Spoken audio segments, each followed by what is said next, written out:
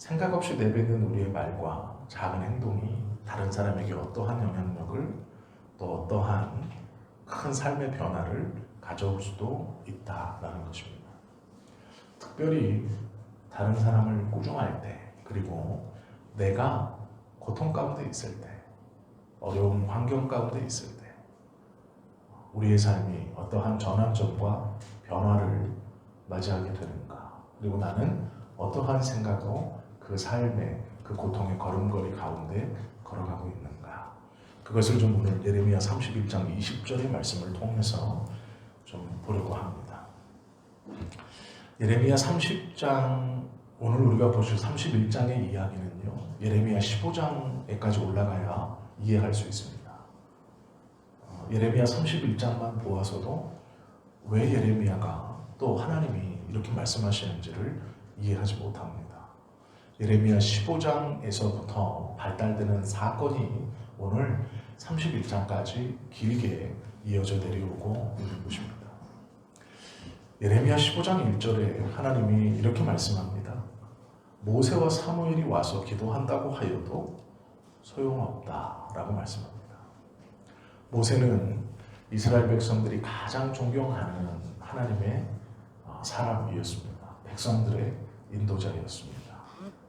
심지어는 하나님께서 모세에게 십계명을 주실 때 그 산 아래에서 이스라엘 백성들이 우상을 섬기고 그것이 하나님이다 라고 했을 때도 모세가 내려와 하나님께 진노가 그치기를 기도했을 때 하나님은 그 진노를 멈추셨습니다. 장중에 전염병이 돌아 하나님의 진노가 극심할 때에 모세가 그 장중을 뛰어다니면서 하나님, 나의 이름이 생명책에서 지워질지라도 이 백성들을 용서하여 주십시오라고 기도하면서 자신의 백성들을 하나님의 진노에서 건지려고 그리고 또 건져주었던 선지자였습니다.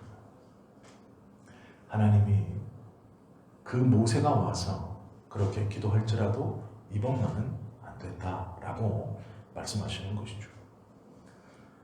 사무엘은 마지막 선지자이면서 또한 사사입니다. 모세와 사무엘은 이스라엘 백성들 중 가장 존경받고 가장 신앙적으로 하나님과 가까웠다라고 생각하고 이들의 기도라면 하나님이 어떠한 것이든 다 들어줄 것이다라고 믿고 있었던 그러한 두 명의 사람이었습니다. 15장 1절에는 이 둘이 와서 기도할지라도 용서받을 수 없다라는 말씀으로 시작하는 것이 사건입니다. 예레미야 11장 14절에서 이렇게 말합니다. 그러므로 너는 네 백성을 위하여 기도하지 말라. 그들을 위하여 부르짖거나 구하지 말라. 그들이 그 고난으로 말미암아 내가 부르짖을 때에 내가 그들에게서 듣지 아니하리라. 이스라엘 백성들의 타락은 극심했습니다. 하나님의 말씀을 무시하고 그 무시한 것을 떠나 신이 아닌 것을 신으로 붙들고 하나님께서 그들에게 부요를 주셨건만 그 부요를 가지고 음란과 가증과 거짓을 행하며 살아갔습니다.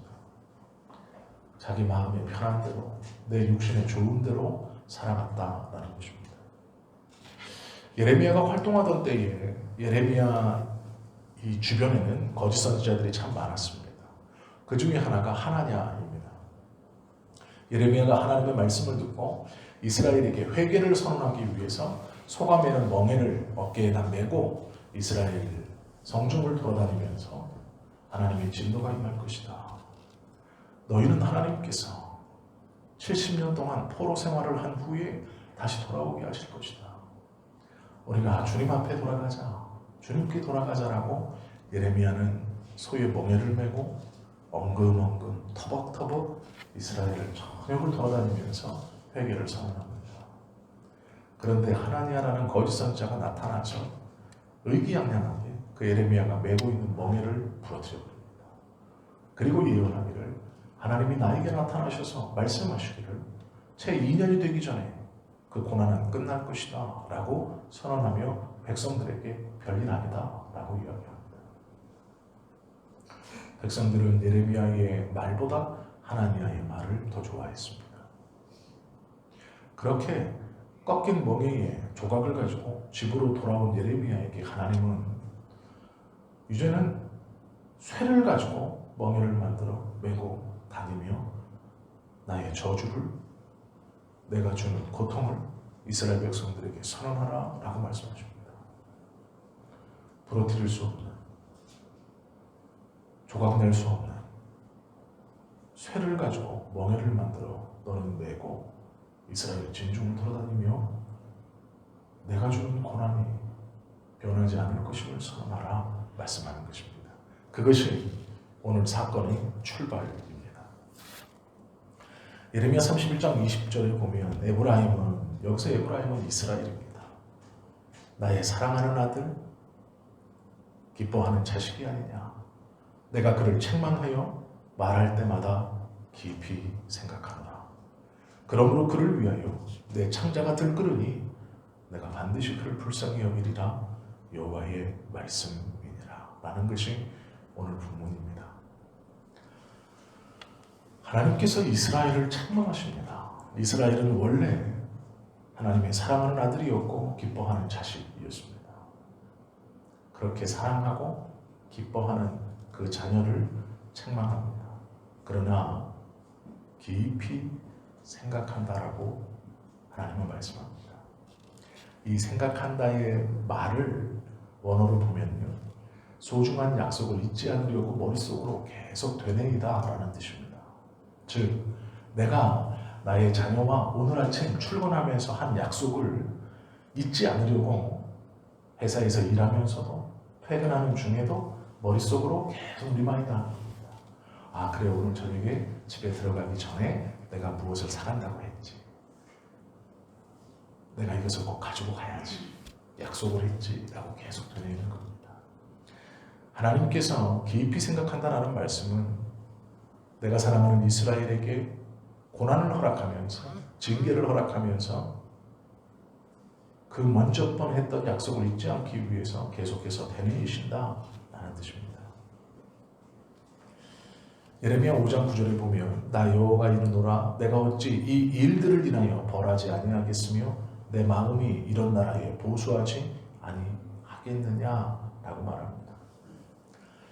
5장 7절 8절에 보시면 내가 어찌 너를 용서하겠느냐, 내 자녀가 나를 버리고 신이 아닌 것들로 맹세하였으며 내가 그들을 배불리 먹인즉 그들이 간음하여 창기의 집에 허다히 모이며 그들은 두루 다니며 살찐 순말같이 각기 이웃의 아내를 따르며 소리 지른다 라고 말씀합니다. 5장 26절과 28절은 내 백성 가운데 악인이 있어서 새 사냥꾼이 매복함같이 지키며 덫을로와 사람을 잡으며 새들이 가득함같이 너희의 집들의 속임이 가득하도다. 그러므로 너희가 번창하고 거부가 되어 살찌고 윤택하며 또 행위가 심히 악하여 자기 이익을 얻으려고 송사 곧 고아의 송사를 공정하게 하지 아니하며 빈민의 재판을 공평하게 판결하지 아니한다 말씀하고 있습니다.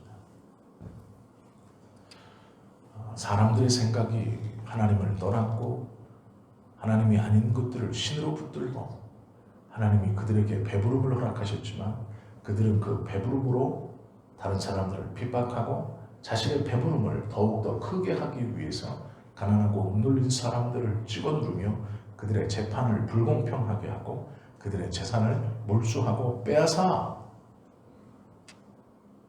자신들의 배를 불리고 있는 모습을 보시고 분노하셨습니다.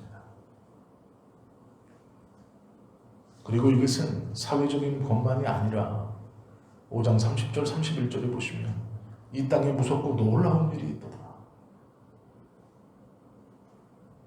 그 무섭고 놀라운 일은 선지자들은 거짓을 예언하며 제사장들은 자기 권력으로 다스리며 내 백성은 그것을 좋게 여기니 마지막에는 너희가 어찌하려느냐 라고 탄식하십니다. 종교적인 부분에서도 또 세속적인 부분에서도 모두 다 하나님을 떠나고 자신의 만족으로 살아가고 있습니다. 이스라엘의 우상의 수는 성읍의 수와 같다라고 2장 28절은 말씀할 만큼 그들은 하나님을 떠나 다른 것들을 자기 마음에 두며 섬기고 있습니다. 제가 이 말씀을 드리냐면 어렵고 힘든 가운데 우리가 우리의 삶에 하나님이 허락하시는 고통 가운데 들어갈 수도 있습니다. 혹여 우리가 지금 이스라엘 백성들처럼 하나님을 잘 섬기지 아니하여서 받는 고통이 아닐지도 모릅니다. 내 상식으로는 이해할 수 없는, 납득이 가지 않는, 신앙적으로 살아보려고 열심히 노력하고 몸부림치고 기도했는데 왜 이 고난이 나에게 올까? 왜 이 힘듦이 나에게 올까? 왜 이 고통이 나에게 올까? 나는 하나님을 거역함이 없고 하나님의 말씀을 무시함이 없고 경멸함이 없는데 왜 나의 삶이 이렇게 어려움과 힘든 가운데 있을까? 라는 생각을 가지신 우리 성도님들이 있다면 오늘 20절에서 말씀하시는 깊이 생각하노라 라는 말씀을 기억하시라고 드리는 말씀입니다.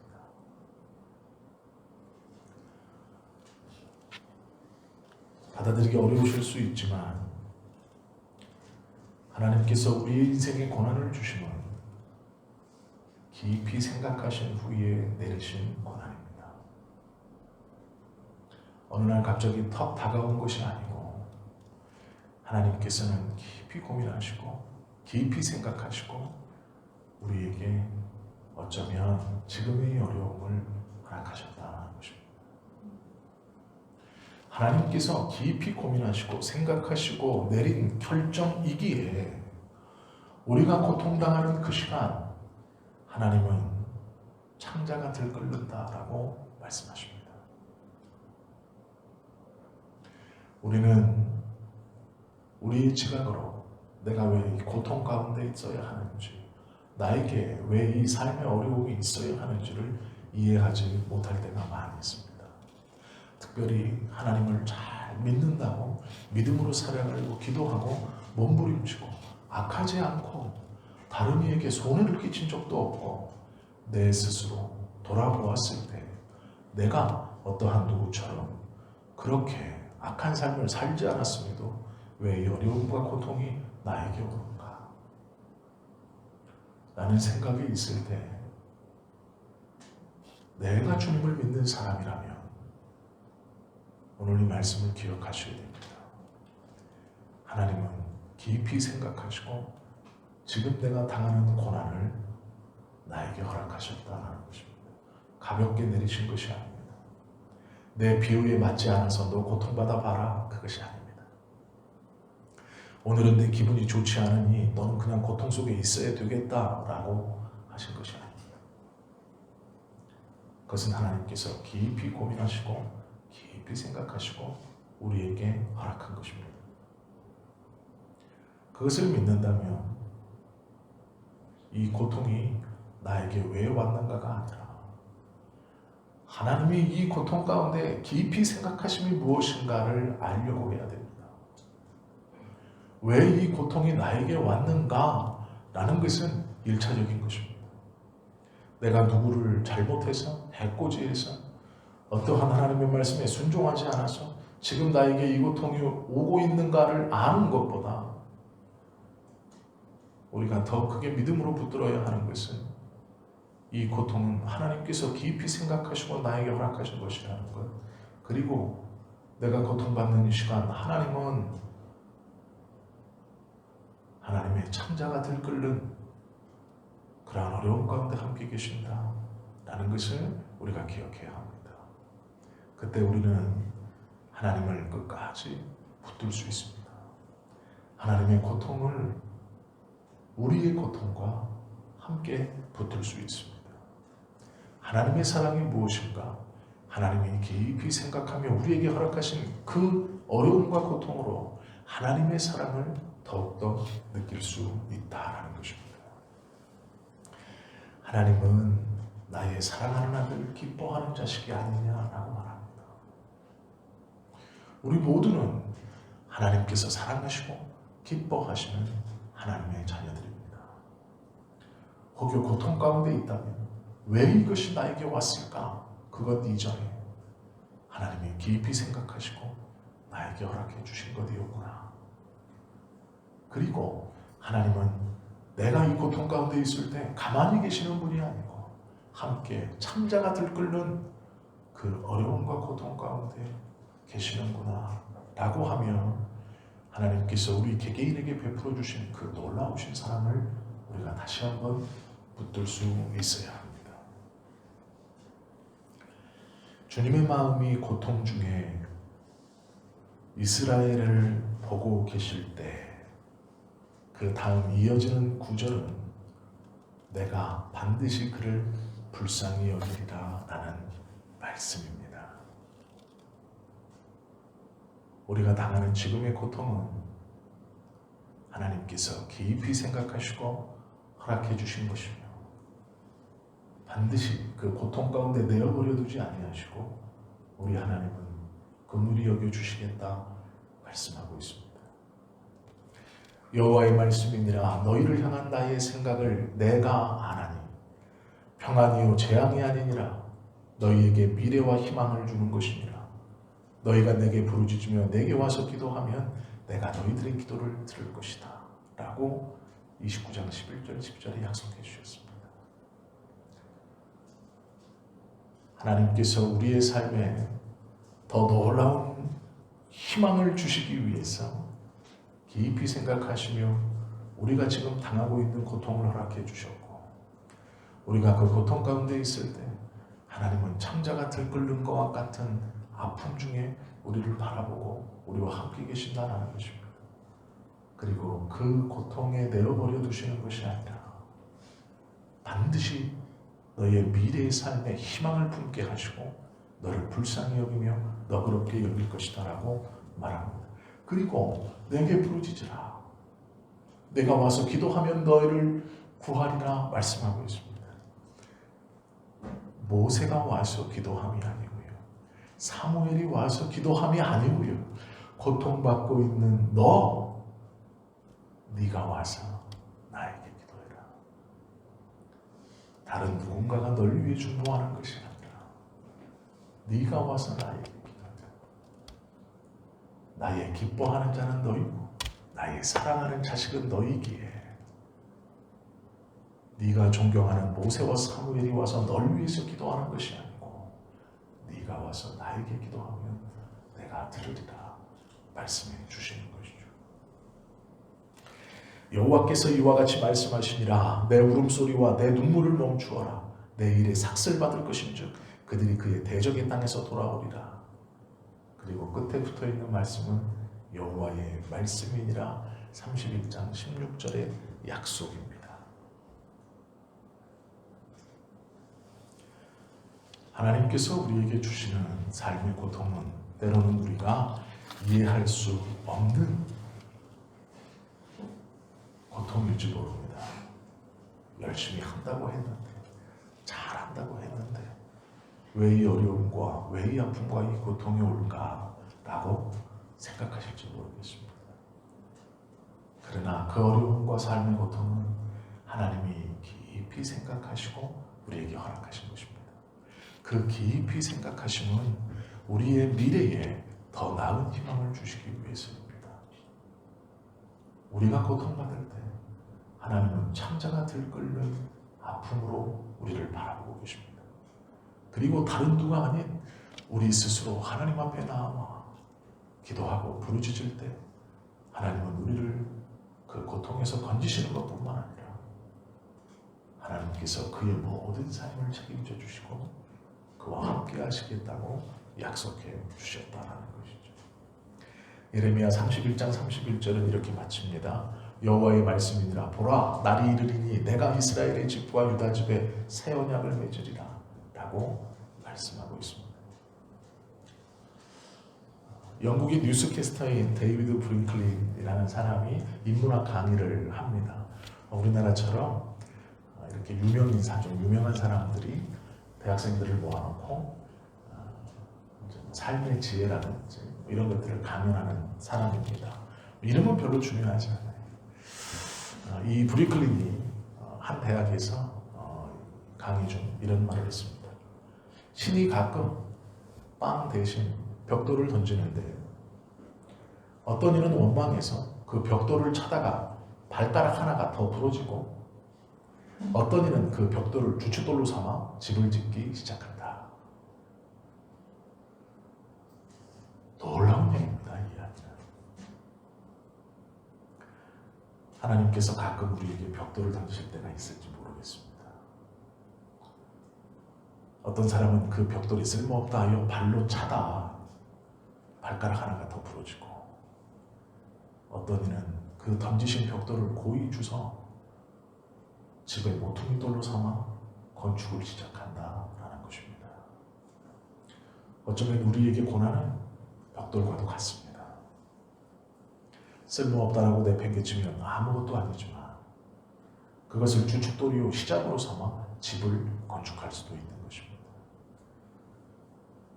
하나님께서 우리에게 허락해 주신 고난은 하나님의 깊이 생각하신 후에 우리에게 허락해 주셨다는 것을 꼭 붙드십시오. 그리고 그렇게 내어버려 두지 아니하시고 우리가 주님 앞에 그 고난으로 인하여 직접 기도하고 부르짖을 때 하나님은 그 고난에서 우리를 건지시고 우리의 삶의 미래에 새로운 희망을 허락해 주실 것입니다. 우리는 처음부터 하나님의 기쁨이요 하나님의 자녀이었기 때문에 그렇습니다. 어려움과 힘든 가운데 있을지 모르겠습니다. 고난을 당할 때 좌절하지 마십시오. 도리어 내가 하나님의 자녀가 분명하다라는 것을 기억하십시오. 하나님께서요 우리에게 원하시는 것은 한 가지입니다. 우리의 믿음이 진짜인가?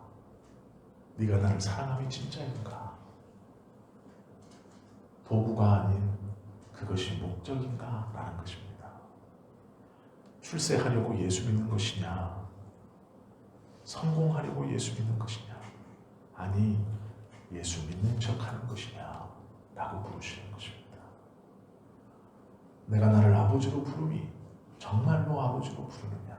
정말로 아버지로 믿느냐라고 물으시는 것입니다. 어쩌면 그 물음이 우리의 삶에 알 수 없는 고통일지 모릅니다. 우리에게 어쩌면 알 수 없는 고통이 왔다는 것은 지금 나에게 하나님께서 내가 정말 나를 아버지로 붙드느냐라고 물으시는 물음일지 모릅니다. 요동하지 마십시오. 마음 약해지지 마십시오. 분명하게 하나님께서 나의 삶을 붙들고 가신다면 그 고통이 아니라 하나님께서 우리에게 새로운 날을 허락해 주시려는 출발입니다. 그것은 돌멩이가 아니라 집을 지을 수 있는 단단하게 잘 재련된 벽돌입니다. 그것을 은혜로 붙들어 집을 건축하는 머릿돌로 쓰고도 남는 충분한 하나님의 은혜의 도구입니다. 어렵고 힘들 때 주님을 원망하지 마시고 환경과 여건이 어려울 때 하나님께서 나의 삶에 원하시는 믿음의 표현 내가 주님께 기도합니다. 하나님은 나의 아버지가 되시고 나는 그의 자녀입니다. 라는 분명한 믿음을 하나님께 고백할 때 그 고통은 끝날 것입니다. 그 어려움은 끝날 것입니다. 하나님은 분명히 우리를 긍휼히 여기시고 불쌍히 여기신다 약속하십니다.